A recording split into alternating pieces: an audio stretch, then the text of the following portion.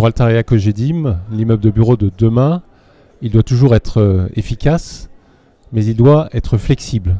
Il doit être capable de s'adapter à tous les nouveaux usages, y compris ceux que nous ne connaissons pas, parce que les entreprises ne connaissent pas leur mode de fonctionnement des 10 prochaines années. Nos autres convictions, c'est que l'immeuble de bureau, il doit être ouvert sur la ville. Il ne peut plus être un élément autiste, habillé de verre miroir, qui est coupé de la ville. Il faut que les halls soient ouverts sur la ville. Il faut qu'il y ait des signes extérieurs d'ouverture tels que des terrasses. Avant, les terrasses, c'était uniquement des lieux de représentation. Maintenant, c'est des lieux accessoires du bureau. C'est des lieux où on peut tenir une réunion impromptue. C'est des lieux où on peut continuer une discussion. C'est des lieux où on peut se détendre. Ça fait partie de la conception des immeubles de bureau. On les développe dans tous nos nouveaux projets aujourd'hui. L'immeuble de bureau, il doit être ouvert aux nouveaux usages.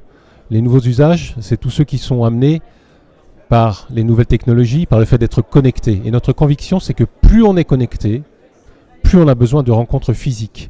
Et donc l'immeuble de bureau de demain, c'est moins un lieu de production individuelle qu'un lieu de rencontre et d'échange.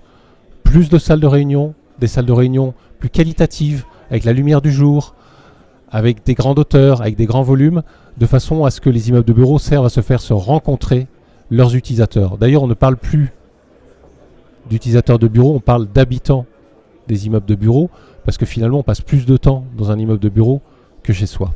On pourra travailler demain de chez soi, mais on aura toujours envie ou toujours besoin de venir dans un immeuble de bureau pour rencontrer d'autres personnes.